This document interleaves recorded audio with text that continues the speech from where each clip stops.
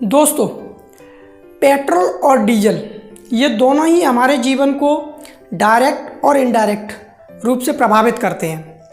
इनके भाव जब जब बढ़ते हैं महंगाई की रेट भी बढ़ती है, और जब महंगाई बढ़ेगी तो हमारा जीवन प्रभावित जरूर होगा। अब देखिए, क्या आपने सोचा है कि रोज़ अभी जैसे कि पेट्रोल के भाव आपके 120 रुपये लीटर तक का आपका पेट्रोल लगभग बिक गया, तो इतना महंगाई ये कैसे होती है, या इसके रोज़ाना जो दाम घटते बढ़ते हैं उसका क्या रीज़न है?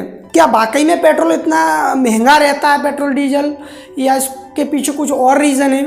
तो आज इसी को हम जानेंगे कि इसके भाव कैसे तय होते हैं और इसका जो भी रोज़ाना का जो घटा बढ़ी इसकी होती है वो क्यों होती है। देखिए, सबसे पहले जो पेट्रोल या डीजल बनाया जाता है वो आपका कच्चे तेल या क्रूड ऑयल से बनाया जाता है। उसका अगर भाव हम ले तो इसका अंतर्राष्ट्रीय बाजार के हिसाब से भाव आता है, जिसके ऊपर जो हमारी सरकार है उसका कोई कंट्रोल नहीं होता है। तो इसका भाव जैसे डॉलर का ना बता के मैं सीधा आपको रुपए में बता रहा हूँ। मान के चलिए कि आज की डेट में कच्चे तेल का भाव 6,075 रुपये प्रति बैरल के हिसाब से है। अब बैरल का क्या मतलब है? एक बैरल में 159 यानी 159 लीटर आपका तेल रहता है। तो इस हिसाब से अगर जैसे मान चलिए एक बैरल की कीमत 6,075 रुपये है और उसमें हम 159 का अगर भाग देते हैं तो आपके 1 लीटर कच्चे तेल की कीमत लगभग 38 रुपये 20 पैसे के करीब कुछ निकलती है। ये हमारे जो वास्तविक कच्चा ऑयल है उसकी कीमत है 38 रुपये 20 पैसे के लगभग। ये घटती बढ़ती रहेगी जैसे जैसे क्रूड ऑयल का भाव घटता बढ़े, डेली उसका घटना बढ़ना रहता है, तो ये भी बढ़ता रहेगा, घटता रहेगा। अब इसके बाद अब क्या होता है कि अब कच्चा तेल जहाँ से लिया जा रहा है और जब ये रिफाइनरी में जाएगा तो उसका भाड़ा लगेगा। तो आपका जो फ्रेट चार्ज होता है वो भाड़ा, इसी को फ्रेट चार्ज बोलते हैं। उसके अलावा आपका रिफाइनरी का जो भी इसमें प्रोसेसिंग चार्ज रहेगा, रिफाइनरी का जो भी इसमें मार्जिन रहेगा, ओएमसी जो आपके मार्जिन रहते हैं, ये सारा कुछ जो खर्चा मिला के लगभग मोटा 9 रुपये के लगभग आपका ये खर्चा 8.88 ऐसे कुछ मोटा बैठता है। ये 10-20 पैसे ऊपर नीचे हो सकता है, हम आपको एक आंकड़ा लगभग वाला बता रहे हैं। अब उसमें आपका जैसे कच्चे तेल का जो भाव था और ये जो सारे चार्जेस थे उसको मिला दें तो अब हमारा जो भाव बनता है वो आपका 47 रुपये 8 पैसे के करीब बनता है। अब इसमें बात आती है कि जो सेंट्रल गवर्नमेंट है वो इसमें अब अपना टैक्स जोड़ती है, एक्साइज ड्यूटी लगाती है। यानी हम जब भी पेट्रोल खरीद रहे हैं तो उसमें जो हमारी सेंट्रल गवर्नमेंट है वो और जो हमारा स्टेट गवर्नमेंट होती है, दोनों को ही हम टैक्स के रूप में पैसे देते हैं उसमें साथ में।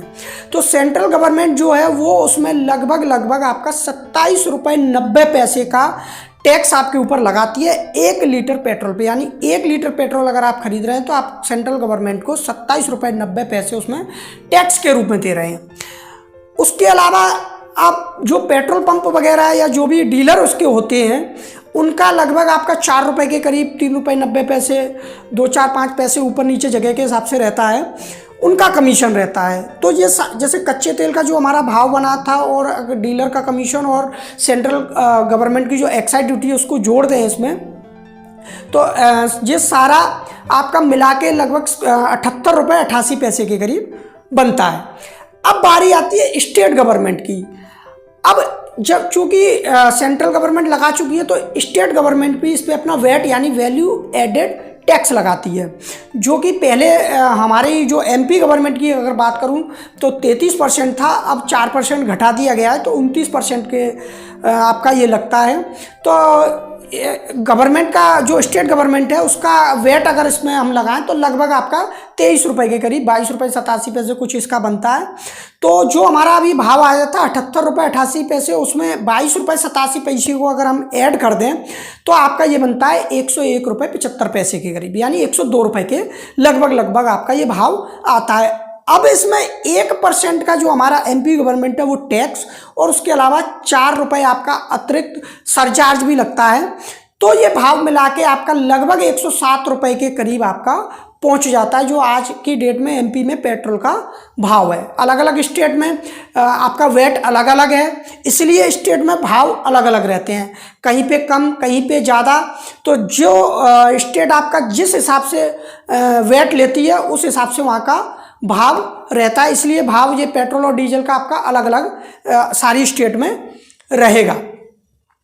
तो उम्मीद करता हूं कि आपको समझ में आया होगा कि ये जो पेट्रोल और डीजल का जो वास्तविक भाव है वो तो इतना नहीं रहता, लगभग आधा रहता है, लेकिन 50% के करीब आपका जो लगभग टैक्स आप जो देते हैं वो स्टेट गवर्नमेंट को और आपकी सेंट्रल गवर्नमेंट को देते हैं, जिससे कि हमारी सरकारें अपना कामकाज आगे चलाती हैं। तो आज के लिए इतना ही, आगे किसी नई टॉपिक पे फिर से मिलेंगे।